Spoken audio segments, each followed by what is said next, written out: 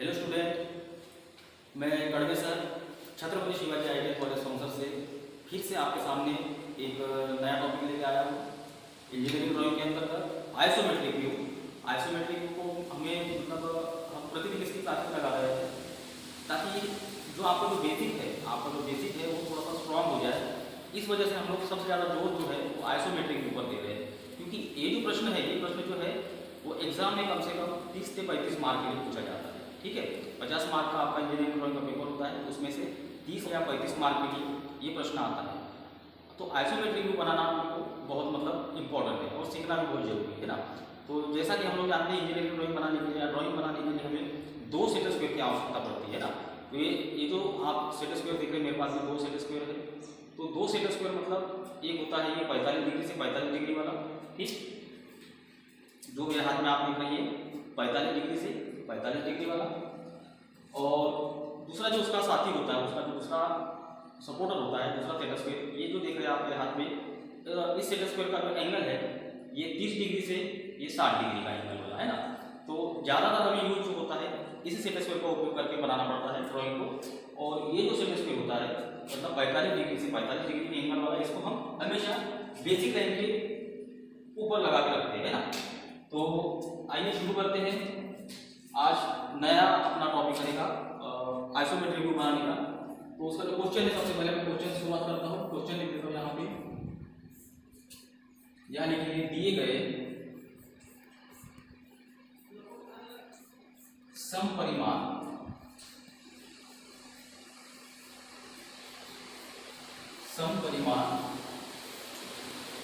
प्रक्षेप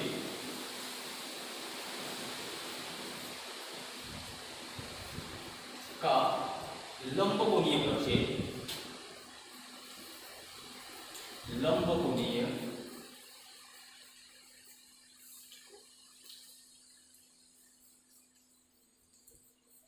प्रक्षेप बनाइए।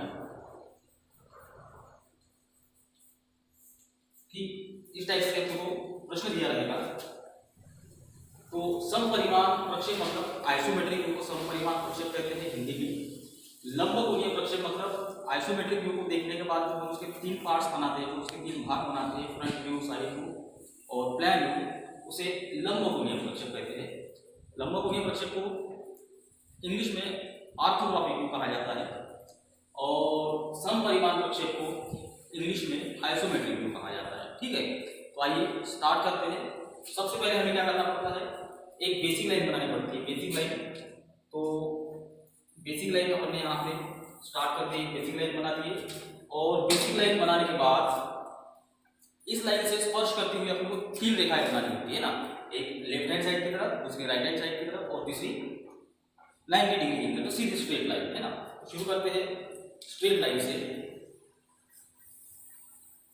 एक लाइन होगी, एक लाइन को राइट हैंड साइड की तरफ खींचते हैं 30 डिग्री के कोण पे, ये हो गई। दूसरी रेखा को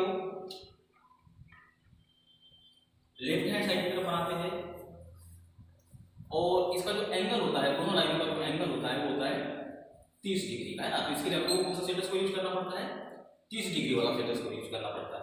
तो ये हो गया अपनी लाइन। अब क्या करना है, इसका हमको मेजरमेंट सेट करना है ना, डायमेंशन की कौन सी लाइन का माप कितना रखना है। तो वो लाइन का अपन यहाँ डायमेंशन डिक्लेयर कर लेते हैं। इस लाइन का जो मेजरमेंट है वो रखते हैं 30 mm का। 30 mm लेफ्ट हैंड साइड की जो लाइन है उसका माप मेजरमेंट जो है वो रखते हैं 50 mm का। और जो स्ट्रेट लाइन है उसका माप रखते हैं 40 mm का। ठीक, इसके बाद जो लाइनें हैं, अब यहाँ से यहाँ तक का माप है ना 30 mm का आपको सेट करना है। 30 mm सेट कर दिए। यहाँ से इधर का माप 50 mm सेट करना है, 50 mm सेट कर दिए।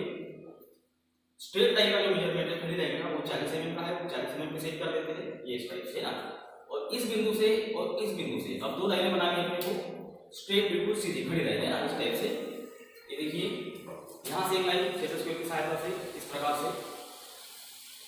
अब जितना मेजरमेंट इस 40 mm की लाइन का है, बीच वाली लाइन का है, उतना मेजरमेंट इस लाइन का भी रखना है और इस लाइन का भी रखना है ना।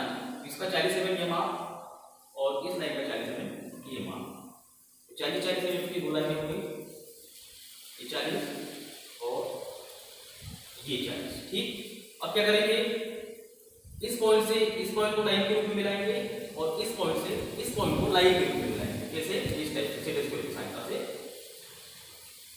ये मिल गया। यहां से इसको मिला देंगे इस प्रकार से, है ना। अब इस कॉर्नर के ऊपर सेट स्क्वायर को इस पोजीशन में सेट करना है। देखिए मैंने जैसे लगाया हूं, इस पोजीशन पे सेट करेंगे इस टाइप से और यहां से लाइन बनाएंगे ना। तो ये लाइन जितनी लंबाई इस साइड की है, नीचे वाली लाइन की, उतनी लंबाई इस लाइन की रहेगी और उतनी ही लंबाई इस साइड की रखना है। मतलब इसको 30 mm का बनाना है। तो ये 30 mm में इसके ऊपर पर डायमेंशन सेट कर दिए हैं और इस पॉइंट से इस पॉइंट को इस प्रकार से मिला देंगे। ठीक, ये फर्स्ट स्टेज हो गई। अब यहाँ पे क्या करना है, जो एक्स्ट्रा की जो लाइन है जिसका हमें काम नहीं है उनको मिटाना है इस टाइप से। तो जिन जिन लाइनों की हमें आवश्यकता नहीं थी वो सारी लाइनें हमें यहाँ से साफ कर दी है, मिटा दी गई है। अब उसके बाद आप देख रहे हैं हमें एक बॉक्स का जो शेप है वो शेप यहाँ पे हमको प्राप्त हुआ है, हमने शेप को तैयार किया है। अब क्या करेंगे, इस बॉक्स में हम लोग 3 भाग दिखाई दे रहे हैं, एक इस साइड वाला, एक इस साइड वाला और एक इस साइड वाला, है ना। तो यहाँ पे फ्रंट बनेगा, यहाँ पे साइड बनेगा और यहाँ पे टॉप व्यू को बनाना है। अब वो कैसे बनाना है और किस टाइप से बनाना है देखते हैं।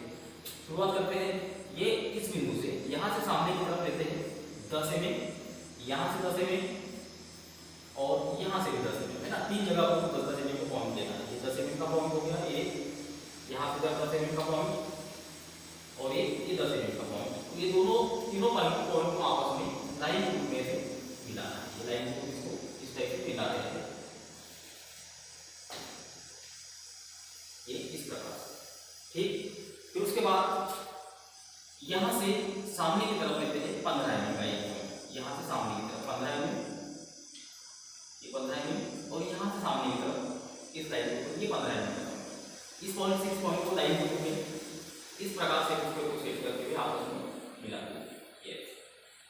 ये जो बीच की लाइन है, इस लाइन की हमें आवश्यकता है, इसको मिटा देंगे, साफ कर देंगे, इस प्रकार से इसको साफ कर देंगे।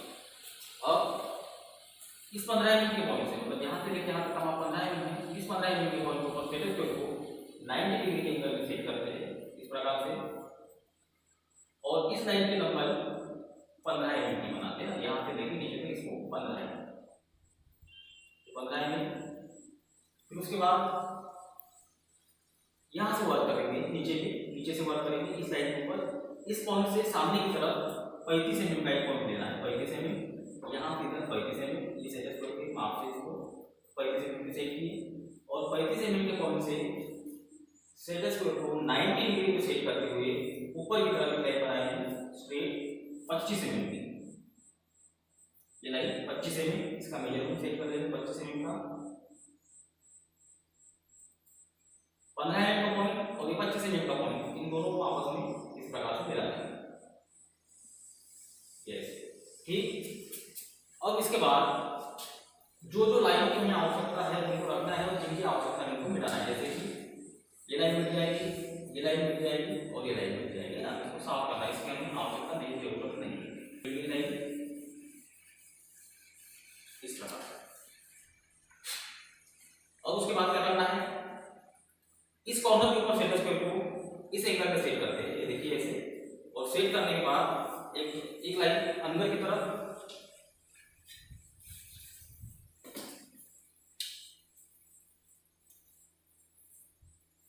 एक लाइन अंदर की तरफ और इस कॉर्नर के ऊपर सेट स्क्वायर को अपोजिट पोजीशन में सेट करते हैं इस टाइप से।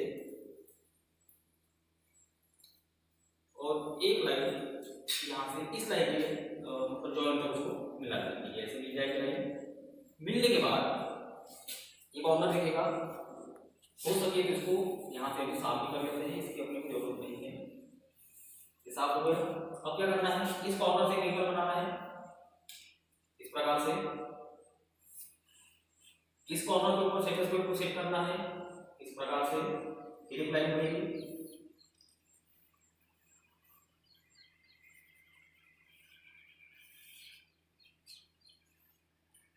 फिर इस कॉर्नर के ऊपर सेट स्क्वायर को सेट करना है, अंदर की तरफ लाइन खींचना है इस प्रकार से।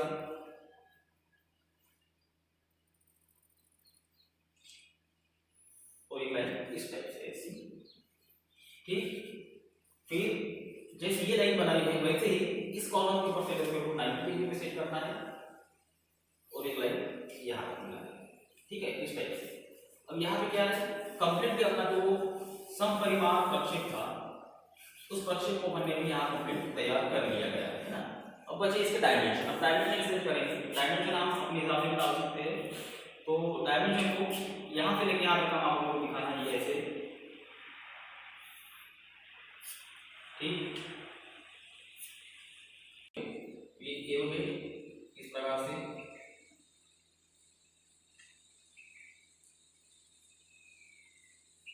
इस प्रकार से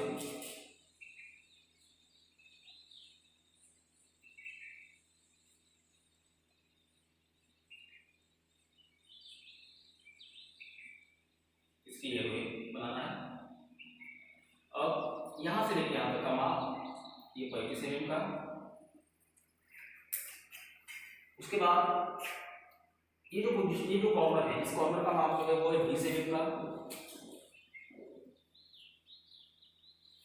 उसके बाद इस लाइन की लंबाई यहाँ 15 mm। ये एरिया जो है छोटा वाला ये 10 mm का है, इसको 10 mm से दिखा देंगे। टोटल लाइन की लंबाई 50 mm। जो आपकी जो हाइट है ये यहाँ पे 40 mm।